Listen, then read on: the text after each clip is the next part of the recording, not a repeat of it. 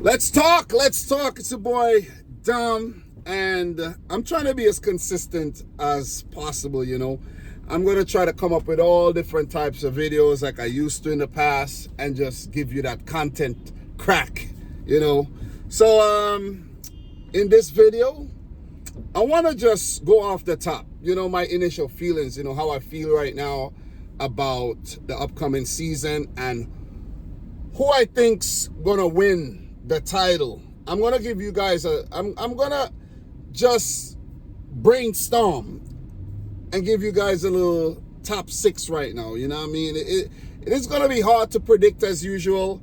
It'll be more ideal for me to be sitting in front of my laptop right now analyzing the past few seasons and who did what and but forget about the previous seasons. Let's talk about only relative to last season and what has transpired in the transfer window so far and how it can affect the upcoming season, the 24-25 season. So before we get into this video, I'd like for you guys to smash the thumbs up button. Let's get into the habit of liking the content. No less than 100 likes. Like the video right now. You see in the video, like it. I don't care if you see me for the first time, smash up the thumbs up button. So let's just do a quick recap while I'm at the red light right now of what happened last season. Sheffield United, Burnley, and Luton Town got relegated. Forest barely survived under Nuno Espirito Santo. Brentford came in 16th. Everton, despite a point deduction, came in 15th. So give it up to Sean Dyche and Everton for hitting 40 points. Wolves, under Gary O'Neill, did a great job, up and down season, but nevertheless solid. 14th, 47 points. Bournemouth, under, what's his name? I think his name is I can't remember. I could never remember his name, but the Spaniard. Araole, I can't remember his name. I can't remember his name. But 48 points, 12th. Impressive. Interesting to see what they're going to do without Solanke. He's now moved on, and we talk about that in a bit. Brighton, 11th. Give it up to Brighton, as De Zerbi has moved on. And I'm not so familiar with the Brighton manager. If you ask me who's the Brighton, I'm going to keep it real. You ask me who's the Brighton manager right now, I can't tell you. I really can't tell you. But I have done my, recap and looked at all the managers. But we have had some managerial changes. So it's going to take some time for it to register in my brain. I'm still a bit rusty. Crystal Palace, 10th. Give it up to Oliver Glasner coming in late, in the back end of the season there and really shoring things up for Crystal Palace. Keep an eye on Palace this season for another top 10 finish. West Ham United, they did move on from David Moyes, so they're under Julian Lopetegui now, so let's see how they'll fare. Man United, 8th. I think that's their worst ever finish, if I'm not mistaken. Newcastle United, 7th. Give it up to Newcastle. That is consistent. They did fall back a bit after playing Champions League football last season, but you got to commend Newcastle for still, placing top 7, and they potentially gonna, I think with United winning the FA Cup, they are gonna play the Europa League. So I think Newcastle might be in the Conference League, if I'm not mistaken. Chelsea, 6th. Under Pochettino, but Pochettino was relieved of his duties, and Enzo Maresca, former Man City coach under Pep Guardiola, he's now in charge after bringing Leicester City back into the Premier League. So give it up to Enzo Maresca and the Chelsea congregation, you want to call it a congregation. So Tottenham, 5th. You got to give it up to Ange Postecoglou, the Australian, man. 5th is solid. 5th is definitely solid, for a manager new in the Premier League. Aston Villa, man. guys, just take a time to give a round of applause to Aston Villa. You know, Unai Emery has definitely turned things around for Aston Villa, who were playing in the championships a couple seasons ago, you know. So, got to give it up to Aston Villa, 68 points. There was a big gap between 4th and 3rd, where Jurgen Klopp in his final season as Liverpool manager. Give it up to Klopp, man. Give it up to Klopp as well. He finished 82 points in 3rd, so Liverpool will be back in the Champions League, unfortunately, without Klopp, but under their new boss, the Dutchman, Arne Slot. I think he was in charge of Feyenoord, if I'm not mistaken. 2nd, Arsenal, 89 points under Mikel Arteta, who will be contesting for the title once again, maybe. And king of all kings, Manchester City, 91 points. Pep Guardiola and his boys, 4 in a row. Unprecedented 4 in a row record title.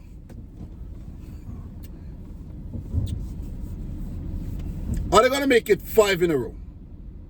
Who's going to stop Manchester City from making it 5 in a row? So what I'm going to do right now, I'm going to do this by a process of elimination, right? And football is unpredictable. Life itself is unpredictable. Everything is unpredictable. But some things you can predict. You see what I mean? Unless we have a one-off like Leicester City winning the title, you know, I can't see some of these lesser teams contesting for the title. But it is still possible because you've had Leicester contesting for the title. So let me take a sip of my water because I'm going to do this in one take. And that's the beauty about having experience with anything on YouTube, in life, when it comes to football. Experience matters, because with the experience of Pep Guardiola and Manchester City, the players, they were able to hold on to the Premier League title by, you know, a very thin margin, 2 seasons in a row. And if you want to go back seasons prior, they've done it. You see what I'm saying? So experience matters. And with me doing this YouTube thing for quite a while, since 2016, 8 years, I think it's about 8 seasons. It's been a lot of seasons. So when you see me take a little break, and you know, I'm doing this because I'm exhausted too. Life itself is exhausting. Life itself getting its way. But with experience, I'm able to do this while I'm driving and go straight off the top, you know, with some type of cohesion. You know what I'm saying? So let us take a look at the new season. We have 3 new teams coming up in Leicester City, Southampton, and Ipswich Town. So, and I didn't say that in any order of where I think they would finish, because these teams are brilliant in the championship. You got to commend Leicester and Southampton for coming back up very fast, and Ipswich Town for making it to the Premier League after having been in the top flight for a very long time. I don't know the facts right now, guys. I'm not gonna sugarcoat. I'm not gonna lie and pretend like I know things. I'm not doing that. Maybe Ipswich Town playing in the Premier League in the early stages of its inception. I right now, I don't know. I haven't done enough research on it. Seriously. But I would like to say off the bat that none of these teams are going to contest for the title. Leicester under Maresca, Southampton under who I don't even know, and Ipswich Town under who I don't even know yet. I think one of these teams, McKenna is in charge. I think it's McKenna. I think McKenna is in charge of Ipswich. Guys, I need time. You see what I mean? But let's just say that is not the topic at hand right now. Who is managing who, right? I'm not as sharp as I used to be, but I'm familiar with some 95% of what's going on. So let's just say none of those teams are going to contest for the title. I don't think they are going to contest for the title. Wolves, not going to contest for the title. West Ham United, not going to contest for the title, in my opinion. Forest, could write them off. Don't want to discuss these teams when it comes to title and title, race and title ambitions. You know what I mean? Leicester City, I already said Leicester. Fulham, not going to contest for the title. Everton, Crystal Palace. Brighton, Brentford, Bournemouth, not gonna contest for the title. Manchester United are not contesting for the title. They're not gonna contest. They're not gonna contest for the title.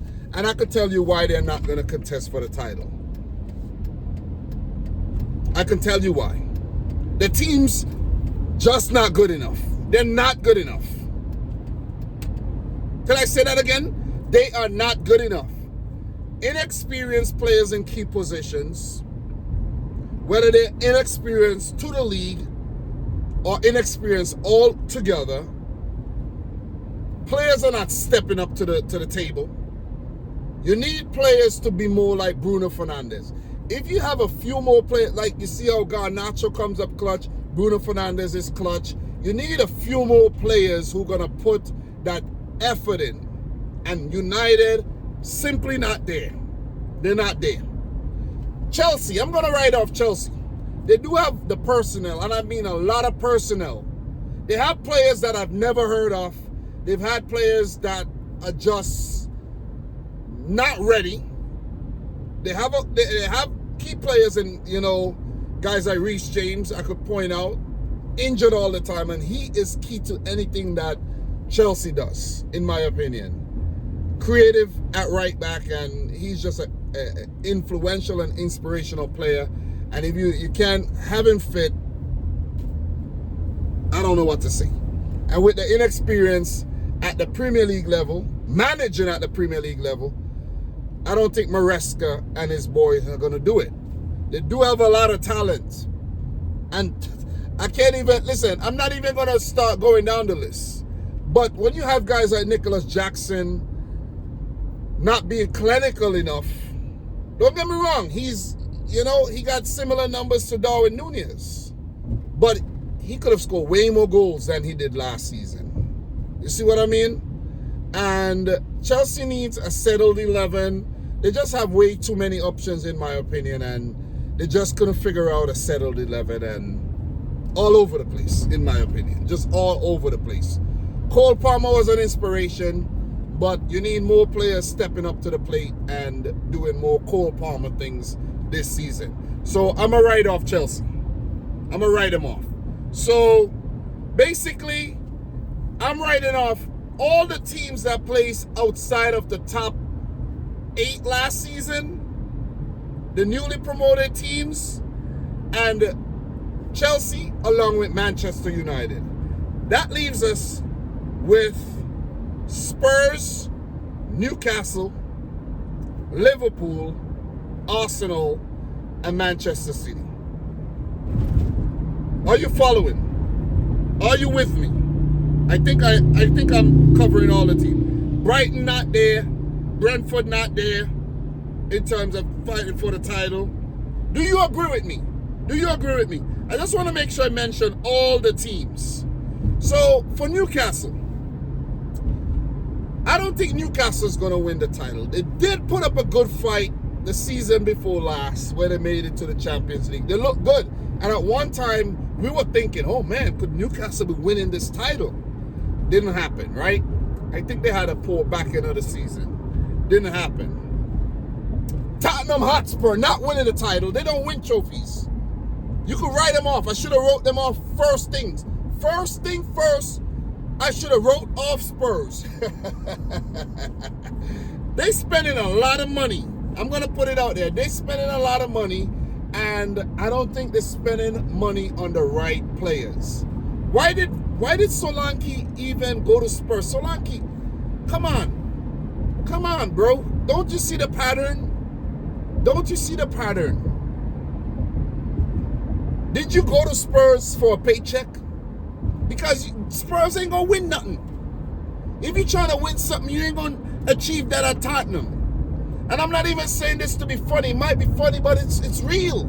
Spurs ain't winning nothing. They might place 5th or 4th or even 3rd, but they're not winning the title. And they're not going to put up a title fight. It ain't happening. It ain't happening. So, right off. Liverpool. Liverpool, in my opinion, on the slot. This one is a bit hard to judge. I'm not going to lie. This one is a little bit more difficult to judge because I could write off slot. I could write off Liverpool, but then they do something great this season. You see what I mean? Guys like Mohamed Salah. Let me see who else I could think of. Let's just focus on Salah for now. In the twilight of the Liverpool, in the twilight of his Liverpool career, this might be the last hurrah for Mo Salah. You see what I mean? This could be the last hurrah. And the way Klopp inspired players, I don't know if Slot's gonna inspire players like that. When Liverpool are, 1-0 down in the late embers of the game and they come back to win a game, when they look like they're down and out and they come back to win a game. I don't know if they're gonna have that spirit, that fighting spirit, that comeback ability, that that resilience under Slot, because Klopp was a special manager. Don't know if the same thing could be said for Slot. So are Liverpool gonna be up there in a title race this season? Van Dijk is not the same as before. Matip has left the club. There's Konate. There's that young defender. What's his name again? He was pretty good last season. Can't remember. His name's not coming back to me. Whatever his name is, man. He was brilliant last season. The name's not coming to me. I'm kind of rusty. But he was damn good last season. That young defender. But Liverpool are always going to be a team that's going to put up a fight. But this season, I don't think so. I know the Liverpool fans are going to come at me, but I don't think so. Right now, I don't think so. Maybe it can change, but I don't think so. They need their players to step up. Guys like Szoboszlai, Darwin Núñez, Diego Jota once he's fit. Ryan Gravenberch, these guys once they get their chances. Curtis Jones, Trent Alexander-Arnold, Mo Salah, And Liverpool have not done anything in the transfer window so far in terms of bringing in players that's going to really make a difference and add impetus to their team. They haven't done anything. So if you're going from what they've done last year and you bring that team into this season under new manager, I can't say they're going to win the title or even lodge a title challenge. I might be wrong. I could be wrong, but I'm just saying. So, look, I think the title race, once again, is going to be between Arsenal and Manchester City. I am very impressed with what Arsenal have done across the last 2 seasons. Season before last, I was saying I'm not convinced. I'm still not convinced. I'm not convinced with Arsenal, but last season, let me be honest, these guys had me biting my nails because they took the fight to City and they oh man, it was really close. It was really close, but does Arsenal have what it takes? Do they have the inspiration, the motivation, the drive to just go that extra mile to get past Manchester City? They brought in a lot of personnel and they keep, beefing up the team. But what Arsenal lacks, in my opinion, is a clinical striker, someone who's going to give you 25 to 30 goals, at least 25 goals up top, banging them in. That's going to make a difference. You see what I mean? The Gabriel Jesus thing and him playing as a, sometimes a false nine, a winger, the Kai Havertz and the Leandro Trossard experiments. It ain't going to work. It ain't going to work, man. I'm just putting it out there. It's not going to work. You need that player who's going to be there every single week with, of course, someone who's going to be a backup to help the team put the ball in the back of the net. But it's not going to work. And Nketiah's leave. It's not going to work. I think Arsenal need to go all out for a player maybe like a Ivan Toney or what's his name that plays for Napoli there? Damn, his name's not coming to me. Victor Osimhen. That's up. You see what I mean? You want to win titles, you got to spend big, but spend big on the right players.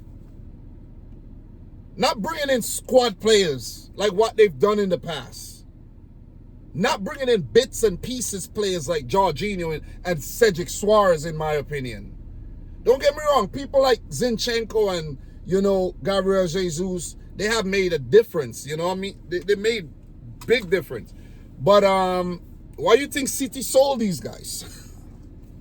Because they just lack something. They just lack an ingredient. So, okay, we could part ways with them. Replace them with players who still went on to win a title last season. Guys, unless Arsenal bring in a quality striker,